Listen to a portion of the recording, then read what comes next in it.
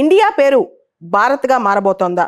ఇక నుంచి మన దేశాన్ని భారత్ అని మాత్రమే పిలవబోతున్నారా? దీని మీద చాలా పుకార్లు స్టార్ట్ అయ్యాయి. ముఖ్యంగా రీసెంట్గా G20 హోస్ట్ ఇన్విటేషన్లో G20 లీడర్స్ అందరినీ హోస్ట్ చేసే ఇన్విటేషన్లో ప్రెసిడెంట్ ఆఫ్ భారత్ అని చెప్పి ఇండియన్ ప్రెసిడెంట్ గురించి పేర్కొన్నారు. దీంతో మొత్తం ఈ ఆర్గ్యుమెంట్ కొత్త ఊతం వచ్చింది. ఇన్ఫ్యాక్ట్ చెప్పాలంటే సెప్టెంబర్ 18 నుంచి సెప్టెంబర్ 22 మధ్య పార్లమెంట్ స్పెషల్ సెషన్లో ఈ దిశగా తీర్మానం, ఇండియాని కేవలం భారత్ అని పిలవాలని దిశగా తీర్మానం కూడా రానున్నట్లు పుకార్లు వస్తున్నాయి. అసలు ఏం జరుగుతోంది భారతదేశంలో? అసలు ఈ చరిత్ర ఎక్కడిది? మనం చూస్తే మన అఫీషియల్గా ఇండియా భారత్ ఈ పేర్లు మనకి ఎక్కడ వినపడ్డాయి? ఫస్ట్ టైం అఫీషియల్గా మన భారత రాజ్యాంగంలో ఎలా ఏర్పడ్డాయి? దానికి రిలవెన్స్ సెప్టెంబర్ 18. ఈ సెప్టెంబర్ 18 అనే డేట్ బాగా గుర్తుపెట్టుకోండి. సెప్టెంబర్ 18, 1949 రోజు కాన్స్టిట్యూయెంట్ అసెంబ్లీలో మన రాజ్యాంగాన్ని రచించే ప్రాసెస్ అంతా కాన్స్టిట్యూయెంట్ అసెంబ్లీలో జరిగింది. రాజ్యాంగ పరిషత్ వీళ్ళు డిస్కస్ చేశారు సెప్టెంబర్ 18, 1949 రోజున ఇండియాకి ఎలాంటి పేరు పెట్టాలి, మన దేశానికి ఏ పేరు పెట్టాలని. దానిలో అనేక ఎక్స్పర్ట్స్, రకరకాల ఎక్స్పర్ట్స్ మాట్లాడారు. హరివిష్ణు కామత్ అని ఫార్వర్డ్ బ్లాక్ పార్టీకి చెందిన ఆయన ఒక పేరు సజెస్ట్ చేశారు. Bharat or in the English language India shall be such as such అని. భారత్ ఇంగ్లీష్ భాషలో ఇండియా అని పిలుస్తాం, అలా పిలవాలి అని చెప్పి.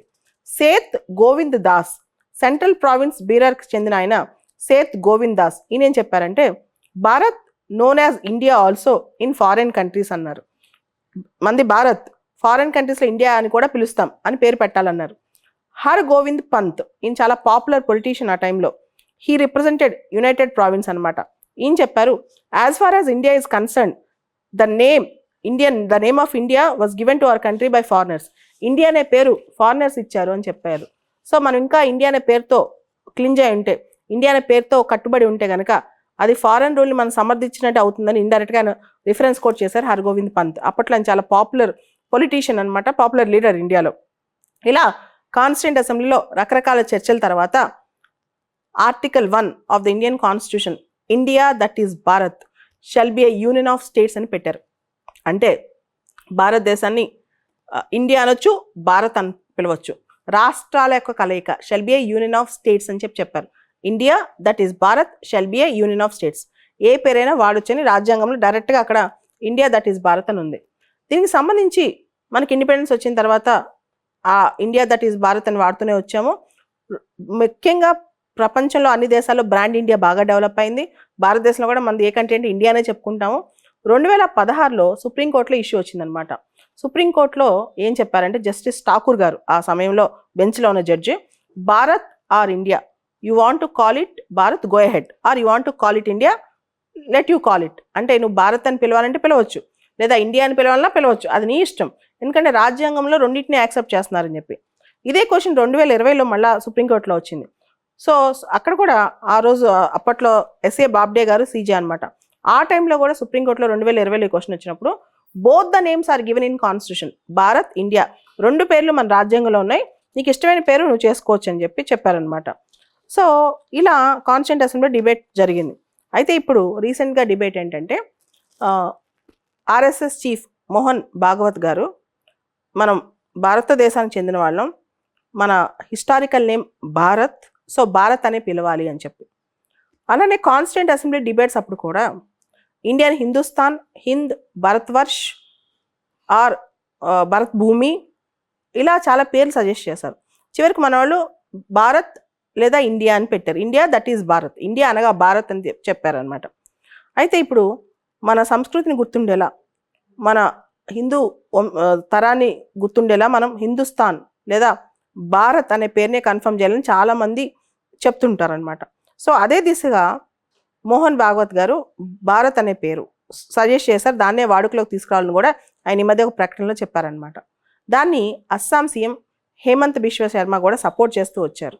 దానికి సంబంధించి ఇప్పుడు గవర్నమెంట్ చర్యలు చూస్తుంటే కనుక అందరికీ గవర్నమెంట్ ఈ దిశగా అడుగులు వేస్తుందేమో, ఒక తీర్మానం తీసుకొచ్చి ఇండియాని కేవలం భారత్ అని పిలవాలి అని. ఇప్పుడు అందరికీ ఒక డౌట్, నిజంగా ఇండియా పేరు భారత్ అని మార్చేస్తే మన పాస్పోర్ట్లు మారుతాయా, మన ఆధార్ కార్డులు మారుతాయా, మనకున్న క్యాస్ట్ సర్టిఫికెట్లు, అన్ని సర్టిఫికెట్లో Indian citizen 10th class certificate, అన్నిట్లో రకరకాల ప్లేసెస్లో ఎక్కడైతే ఇండియా అనే పేరు ఉంటుందో అన్నీ మార్చుకోవాలంటే ఈ దిశగా గవర్నమెంట్ తీర్మానం తీసుకొచ్చినప్పుడు ఇది ఎర్లీ ఆలోచన అనమాట. అంటే సిటిజన్స్ ఏమి కంగారు పడాల్సిన అవసరం లేదు. ఇది గవర్నమెంట్ స్లోగా అడాప్ట్ చేయడానికి ట్రై చేస్తున్నామో, ఒకవేళ తీర్మానం పాస్ చేసినా దానికి కొన్ని మోడాలిటీస్ వస్తాయి, దానికి సంబంధించి మనం ఆలోచించాల్సిన అవసరం లేదు. అయితే ఇక్కడ క్వశ్చన్, ఇండియా లేదా భారత్, ప్రపంచంలో చాలా దేశాలకి మన దేశాన్ని ఇండియాగానే గుర్తిస్తారు. భారత్ అనే పేరుకి ఇంకా ప్రాచుర్యం రావాల్సింది. మనలో చాలా ప్రాచుర్యం ఉంది కానీ బయట. సో రెండూ తప్పు కాదు, కానీ ఇక్కడ ఏది ఎక్కువ వాడుకలో ఉంది, దేనికి ఎక్కువ బ్రాండ్ వాల్యూ ఉన్నదే చాలా ఇంపార్టెంట్. కొత్తగా ఒకటి క్రియేట్ చేయాలంటే ఖచ్చితంగా అందరికీ ఏకాభిప్రాయంతో ఉంటే క్రియేట్ చేయొచ్చు. రాజ్యాంగంలో కూడా భారత్ అనకూడదని ఎక్కడ లేదు, ఇండియా దట్ ఈస్ భారత్ అనే ఉంది. కానీ దీన్ని ఎలా పాపులరైజ్ చేస్తారు, ఇది ప్రజల్లోకి ఎలా తీసుకెళ్తారు, అండ్ బయట ప్రపంచానికి అందరికీ కూడా ఇది భారత్ అని ఎలా చెప్తారు? కేవలం G20 మండపం భారత్ మండపం అని పేరు పెట్టడమా, లేదా G20 హోస్టింగ్లో ప్రెసిడెంట్ ఆఫ్ భారత్ అని చెప్తే సరిపోతుందా, లేదా దీనికి ఇంకా పెద్దగా ఏమైనా చేయబోతున్నారా, తీర్మానం తీసుకురాబోతున్నారా? ఇది టూ ఎర్లీ టు డిసైడ్. ఇక్కడ September 18th, ఇందాక ముందు చెప్పాను, September 18th, 1949 రోజు కాన్స్టిట్యూంట్ అసెంబ్లీలో చర్చ వచ్చి ఇండియా దట్ ఈస్ భారత్ అనే మాట గురించి అక్కడ డిస్కషన్ వచ్చింది.